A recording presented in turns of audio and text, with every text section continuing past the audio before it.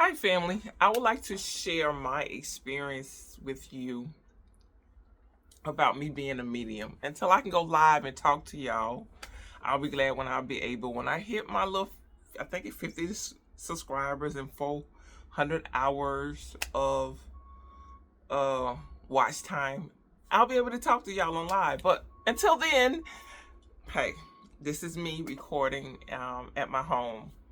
I would like to share with you about who I am. You know, my page is called Ancestors Talk, and I deal with my ancestors, Igugun, my Yanama. It depends on where you're coming from. We call it Yanama. Yoruba is Igugun. Most people know as ancestors. So I also cut hair. So I have had experiences in my chair with my clients. I have also had experiences with strangers that is kind of nerve wracking. But what y'all don't realize, us as the messengers, we, we be like, yo, I'm not going to tell this person this because this person gonna think I'm crazy. So we go through that. We be just as we be scared sometimes, especially when you starting out as someone that's really starting to get your medicine. Messages coming. You see this person, and it's just you cannot tell this person unless they don't want to hear it. Your job is to deliver the message. First of all, when I first started out, I used to ask people, are you open to what I have to say? So if they said no, then my job was done. I'm like, whoo, I'm gone. But I haven't had a person that didn't say no. They were like, it could have been standoffish or something, but looking crazy. But they always listened to what I had to say. But that doesn't make what I have to do any easier, trust me. So, but I think the weirdest thing or the most difficult thing that I had to do is tell a young man, he's about 15, 16 years old, a message I had to give him. But what made it awkward is I think like that week or a couple of days before I told him that message, I had to, what I used to do is walk in the morning. So during that time, the kids are going to school. And if you ever been walking in the same direction a person been walking, it's that weird to speed up, not walking fast enough, and then you got to pass them. So that's that old awkward thing going on. So this happened about 3 or 4 days in a row. And I have beginning to feel like the crazy lady. So, you don't know what people thinking because the kid looking, sideways and you just want to get by. But during that time, the spirit was telling me that they wanted me to give him a message. I was like, listen, I ain't got time for y'all shenanigans, okay? I don't. And I used to talk to him like, y'all, I just come out here to walk. One time I was going to eat somewhere. Listen, I didn't come for this, okay? This is not what I signed up for. So this particular day, the day I actually gave him the message, we were walking. He was a lot ahead of me, and this particular day, I was trying to catch up with him, which was so weird. So I know this dude was like, "This lady is crazy." And as he got to the front of the complex, because where he had to go was to the front of the complex to catch his bus. I didn't want to say what I had to say in front of other people. So right before, maybe like 50 feet before he got with the other group, I stopped him. And of course, he looked at me like, you know, like, what do you want? And I said, I have a message for you. I said, I don't know if you're open to what I have to say.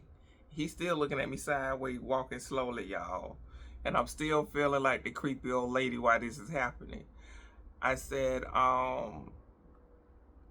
asked him, where was he at spiritually, because over my lifetime I have been through a lot of spiritual houses. So wherever people at, that's where I meet them. And I asked him, was he Christian? And he's like, yeah. So I went in that direction. I knew what to say. I knew how to say it. And I explain to you later what I mean by that. So basically I told him that, he was a leader. And he looked at me like, tell me something I don't know. And then I told him that there's young men looking up to him, and that he would eventually help these guys, lead them, but he had to do certain things.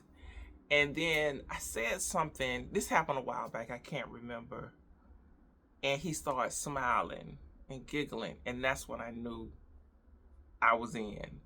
So when he started smiling, I continued to tell him about what the Spirit was telling me. What I saw, that this young man was bored with school. He was naturally creative, but school was like his nightmare. And he was that kind of kid that people followed him.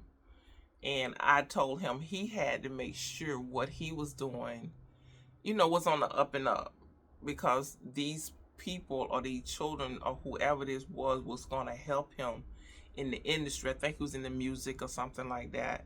So I say, if you build that rapport with them right now, or that camaraderie, these people will end up working for you. So he smiled and he walked off. And I was like, phew, it's like this load fell off of me. And it sounds simple, but, walking up to a grown-up is no problem. But a 16-year-old, you don't know. You just don't know where they're at or how they're going to receive it. And it's really nerve-wracking for us. And go back to what I was saying about different spiritual houses. I have been in... I was born Christian. I've been Nuwapu. I've been Muslim. My son's father was Muslim. I went to the 5%ers.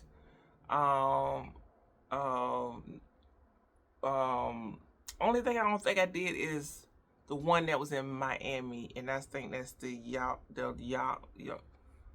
I can't remember. They wore white all the time, but I can't remember them. I think that's the only one I have not been in through. I went through the Feds, the 5%ers. I think I said that already. Nation of Islam. So I've been through a lot of different religious houses. So I learned a lot. So, for instance, if I'm talking to a Christian, I would not say Allah. I would not say angels. I would say angels. I would say, JC. I would not say certain things with certain people. If I was talking to somebody that was Buddha, that, not Buddha, the Hindu, I don't want to call it wrong. And that's one that I kind of dibbled in, but I didn't know.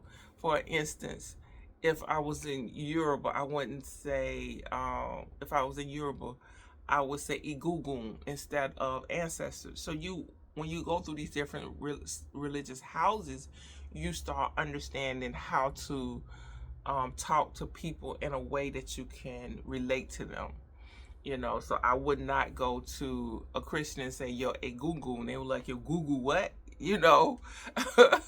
So it's certain roads and journeys that I have been down that has helped me along my way and have helped me to be a better practitioner when it comes to spirituality. I have found that I am more a neutral kind of person. I meet people where they're at. My job is not to convince you to do one or the other. My job is to share what I have. And if you want to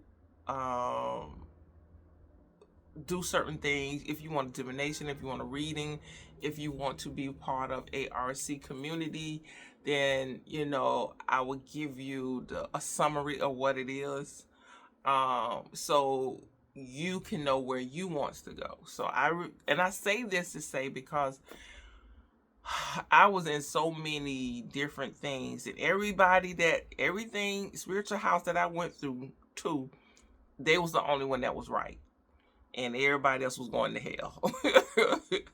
And I think I have not been through the Jehovah's Witness, but I work with them, and they're really different.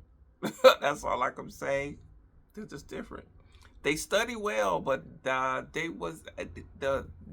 way of thinking was definitely not the way I knew I wanted to go. No shade. If that's what you do, that's what you do. But me becoming who I am, it's been a journey. It's been a long journey. My mother told me at 19 that I was going to be saved by the blood of JC. And before I turned 20 or something, she was prophesizing to me. And I'm looking at her like, lady, I didn't say this, because if I said this, you wouldn't be seeing me that right now. But I was saying to myself that I wasn't feeling that. I did not feel what she was talking about. So that led me on a journey to finding what was true for me. And that's how I end up going to all these different houses and learning a lot. It's a lot of discipline. Like, to pray 5 times a day. Listen, the Christians ain't got nothing on that. I'm telling y'all. Praying 5 times a day. I was so glad when my minstrel came on. Woo! Because we don't have to pray then. And I have long menstrual cycles, so I was glad. It's bad to say that, but it is what it is. That's what I learned there. I learned something from every place that I went, but I never felt like home. I never felt like I belonged. So I continued on my journey. I met my son's father almost 30 years ago in New York City. He was conceived. Can't believe my baby is 30. That's my baby, y'all. He's 30 years old. His sister is 9 years older than him. She should be 40 or turning 40. I don't even want to know. I don't even like saying that out loud. But that was interesting, being an imam's wife.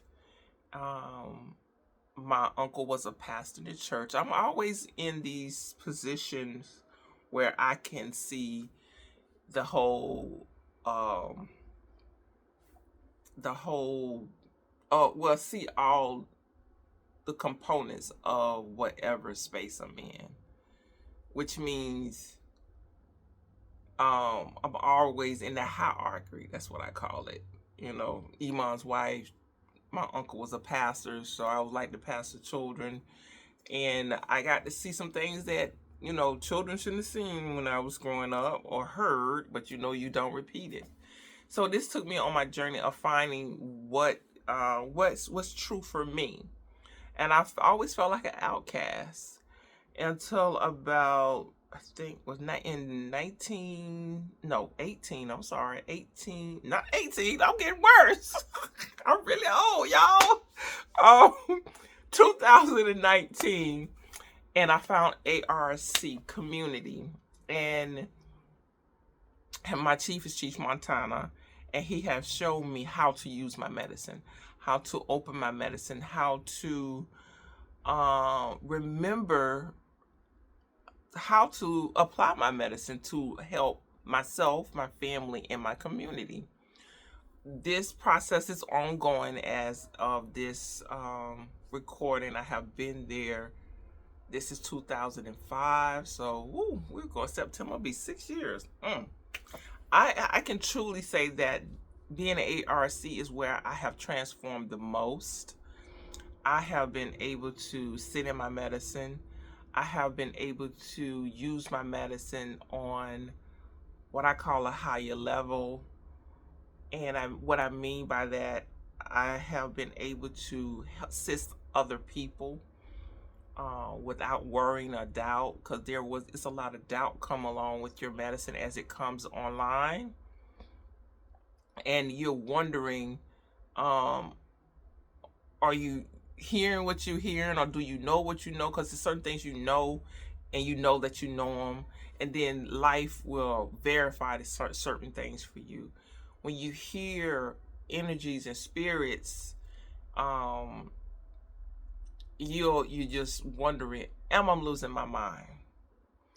And one of my first many experiences with people transitioning, um, I'm able to communicate with them. And they always ask me, you can hear me? They always say that. And I'm like, yeah.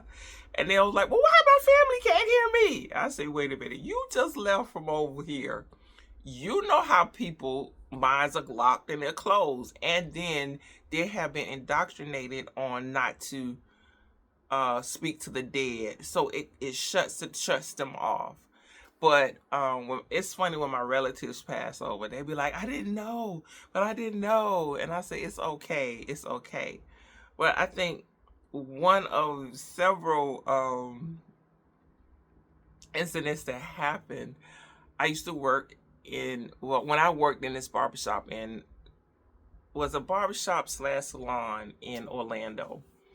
And this little baby girl, she was maybe about a year and a half. She was just walking. And she loved me. She would always come to me. We would talk. We would play. So what ended up happening at night, the parking lot is the parking space for this club that opened up in the strip. So some young man got shot and killed. And I knew he was going to get attached to me. I really did. So what ended up happening, he had a confrontation with someone, and the guy ended up shooting him. And I could tell he got shot right here in the chest, right? I wasn't there, but this is what I saw. He had on yellow pants and this striped, different color shirt, right? So when I got there, they had just pulled up the tapes and stuff. So wherever he was laying, I guess I walked across it, and when I walked across it, I picked him up, or he was able to see my light, because that's what they keep telling me. Your light is so bright, I see your light. So they see your light, and so they are just going to that light, I guess. But that's what they will always tell me. So as I'm going into the shop, the baby girl, and I'm feeling him attached to me. The baby girl, she's coming from the back of the salon. We had little rooms back there, and I was going to one of the rooms, and she just started screaming, ah! And crying, and everybody looking at me, and they looking at her, because she loves me. We partners, we cool, we good, but she started screaming. So I knew automatically that she saw him. And what we don't understand, because their eyes have not been covered, their first eye have not been covered, they still can see in the spiritual realm. So what I did, I ducked into the little room and told her, go ahead and go on by. And I told him, you can't be walking around like that. He still had the hole. She saw the hole. She saw exactly what I saw, the big hole in his chest and everything. And what happened to him, he got killed so fast. When he got killed, he didn't know he was gone. And because he was asking me where he was and what was happening, and I was telling him, you had transitioned at that time. So Mr. Man still was aggravating me, and I think it was the next day I was going to the bank, and I had same guy. I got this smell. Listen, I was looking up under my car, out the window, doing one of these, trying to figure out, where is this smell coming from? And he's sitting in the car, and I said, you stink. And he said, I stink. So I got out the car, went into the bank, came back, and when I got in the car, it's like this cologne hit me. Woof. And I'm like, oh, ain't no cars but beside me. Ain't nothing but me. And I'm here, I'm going looking again. And I hear like, well, how about that? You like that? So yeah, they do this kind of stuff to y'all. So when this was happening to me, I'm like, I'm losing my damn mind. Because this is like in the beginning of me. I kind of knew this, but I didn't know this. And I'm like, is this really happening? Because I'm like, I'm smelling, I know ain't no cologne. And it's not like, you know, somebody walk by and you smell it. I'm smelling this all the way back home. So he grinning and smiling. I say, yeah, ha, ha, ha. That's funny. So these are the encounters that I have with those who, what I call a stuck between this realm and the ancestral realm. And what I have learned, there is a space between there, and I call it purgatory. Everybody else have their name for it, but it's where they're stuck and not stuck. It's like a holding place. They can still do stuff, but we usually do rituals. At that time, I didn't know this was possible, but there's rituals that can be done for the people to call their ancestors to come get them. They can't go into the spiritual realm, but it's like some of them are lost. And it's like going to sleep and waking up and you're in this dark room, or you're not where you was when you woke up, or like you walking outside, getting in your car, and next thing you know, you're in this dark room because you don't know, you just got hit over the head or something and you got killed. So they don't know where they're at or what's going on with them. So what these rituals do is call their ancestors to come and at least be with them. And I say they can't go to the spiritual realm, or they can't go to the ancestors realm because they're not clean. That's another thing that I learned at ARC. We have something we call ancestralization. We ancestralize. I don't even believe I said that, but that's how it's called ancestralization, and we ancestralize the ancestors. Basically, we do rituals for them to clean them and to take away any kind of thing that is going on with them. So this helps them to go into the ancestors' realm. So when they come back, they won't have all these other things attached to them. So if we used to give our people burial rites, and in these burial, when we did the rituals, this is part of the rituals to clean the spirit or the soul of all the transgressions and all the things they have accumulated, and they could go and ascend to the ancestors' realm. But since we're in the Western world and they embalm us and they burn us and all these other things, the rituals are not being done. So these spirits are being reincarnated with all this stuff from past lives. That's why when you meet some people and their life is just, from the jump street, it's just jacked up. That's why, usually, because they are incarnating with these different things. So that's something that I learned at ARC. I love being at ARC. I love the things that I'm learning. So these are some of the things that I want to share with you about who I am, my journey, finding my way, and how I create also altars for others. I'll talk about that in another my mind just went out the door, on another video about how I create altars and what they're about. Now, if you want to keep up with me, I am on Fanbase. Woo woo. I am on Facebook, Instagram. I do have Threads, and I'm here on YouTube. At the time of this taping, TikTok was going TikTok. I don't know what that means. I really was never on there. I do post on there.